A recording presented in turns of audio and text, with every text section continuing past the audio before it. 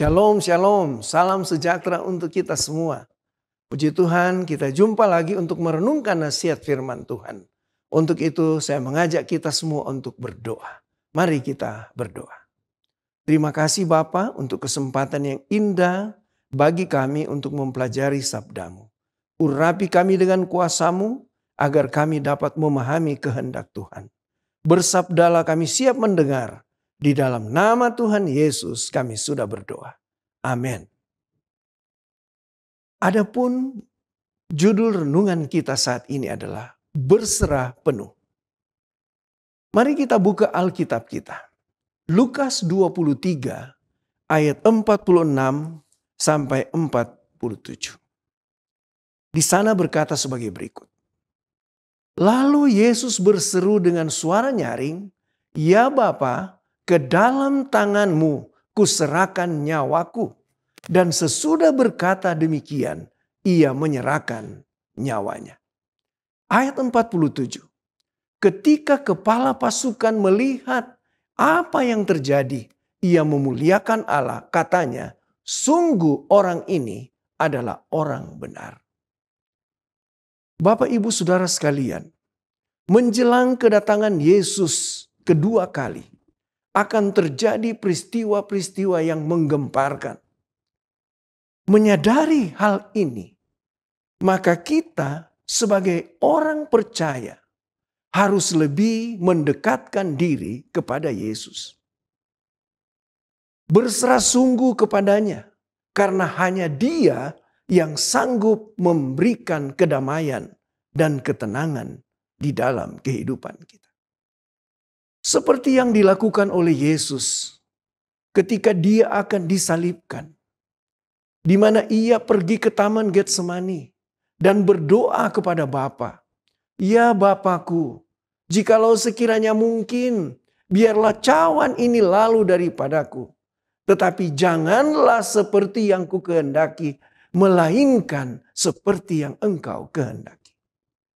Hal ini merupakan penyerahan total yang dilakukan oleh Yesus.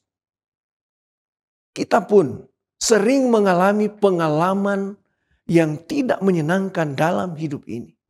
Tetapi kalau hal ini merupakan satu proses untuk menyatakan kemuliaan Allah, jangan pernah menolak karena ada rencana Allah yang besar untuk kita, saudaraku. Banyak kali kita merasa kecewa karena tidak mengerti akan kehendak Allah. Mungkin kita sudah lama bergumul tetapi belum ada jawaban. Kita harus berdoa seperti Yesus yang berserah sungguh kepada Bapa. Ini yang dilakukan oleh Yesus. Begitupun dengan kita, saudaraku. Di mana Yesus memasrahkan dirinya kepada kehendak Bapa. Nah, untuk itu berserah penuh kepada Tuhan menuntut beberapa hal yang harus kita lakukan di dalam kehidupan kita. Kita mulai dengan yang pertama. Kita boleh buka Yohanes 14 ayat 15 dan ayat 21. Yang pertama yang harus kita lakukan sebagai seorang yang benar-benar berserah sungguh, berserah penuh kepada Tuhan, yang harus dilakukan adalah taat. Yohanes 14 ayat 15 berkata, Jikalau kamu mengasihi aku, kamu akan menuruti segala perintahku. Ayat 21. Barang siapa memegang perintahku dan melakukannya, dialah yang mengasihi aku. Dan barang siapa mengasihi aku, ia akan dikasihi oleh Bapakku. Dan aku pun akan mengasihi dia dan akan menyatakan diriku kepadanya. Saudaraku yang kekasih, ketaatan adalah ketika kita hanya berkata ya untuk Tuhan, tidak untuk yang lain. Taat berarti kita berserah penuh kepada Tuhan. Karena ini adalah hal penting yang harus kita lakukan di dalam kehidupan kita. Kalau kita mengasihi Allah, kita memegang perintahnya dan melakukannya, kita tidak dapat menyebut Yesus sebagai Tuhan jika kita tidak taat kepada firman-Nya. Jangan abaikan yang namanya kebenaran, saudara-saudaraku. Syukurilah berkat Tuhan dalam hidup kita. Petrus, seorang rasul, dan ada contoh yang luar biasa yang saat ini kita akan pelajari bagaimana dia adalah orang yang taat kepada perintah Allah. Semua kita mengetahui kisah daripada Petrus, di mana sudah semalam-malaman dia tidak berhasil menangkap ikan. Tetapi pada saat Yesus menyuruhnya untuk menebarkan jala, Petrus taat melakukannya.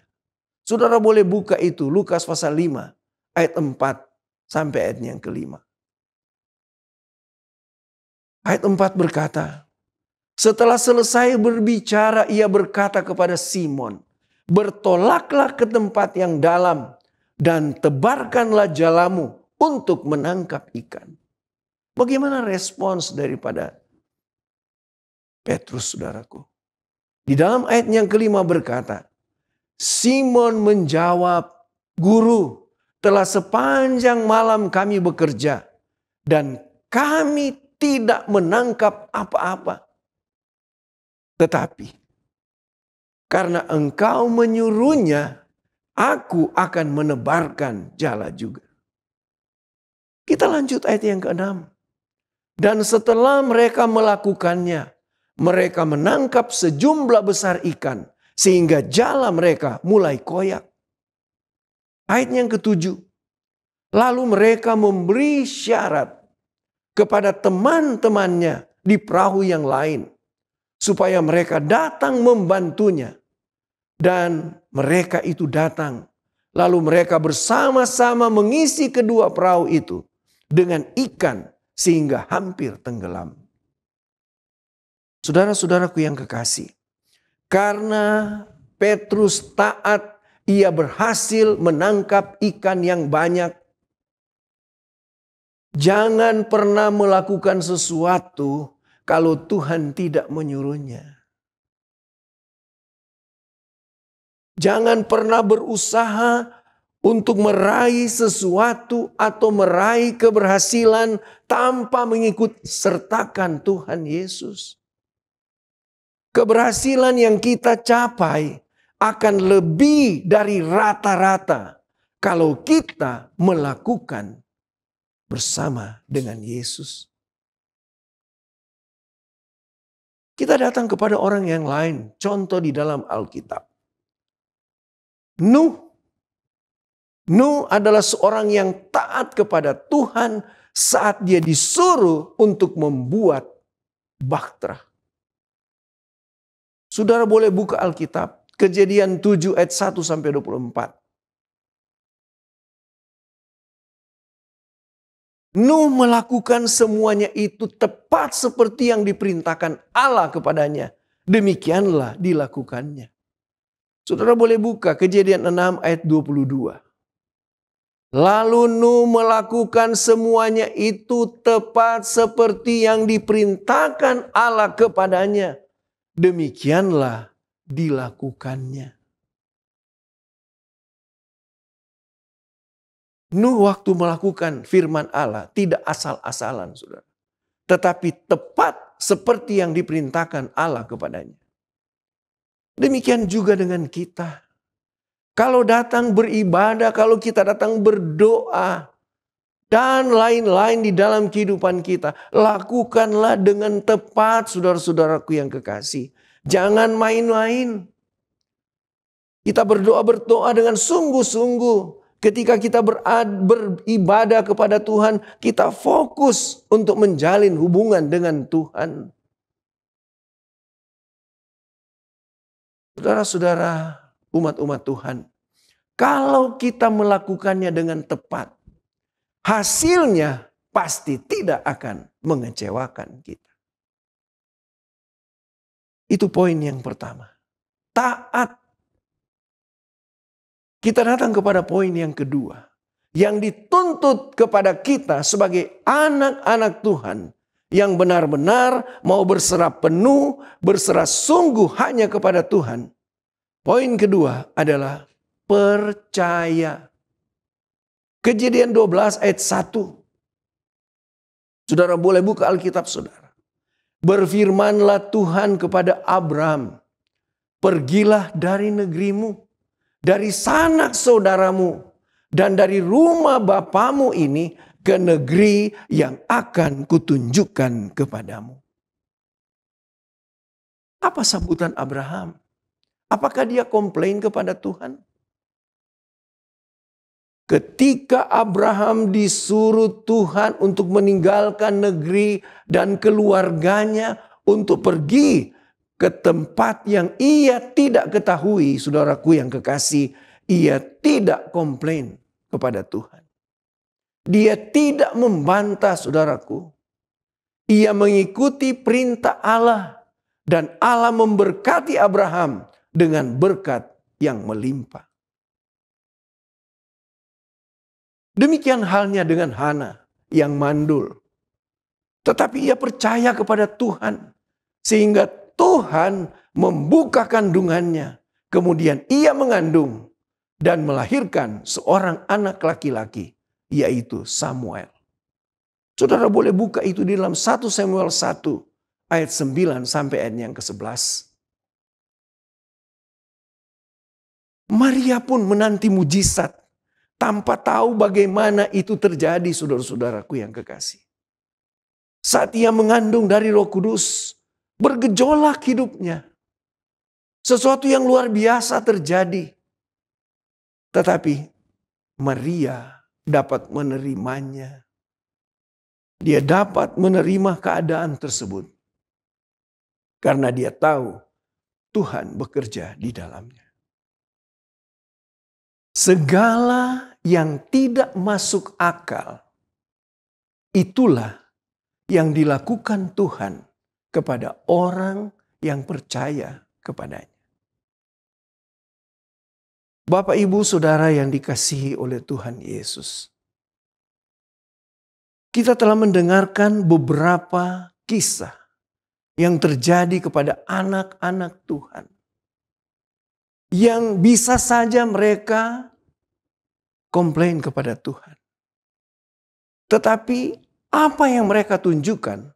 Bahwa mereka adalah anak-anak Tuhan yang benar-benar berserah penuh kepada kehendak Tuhan.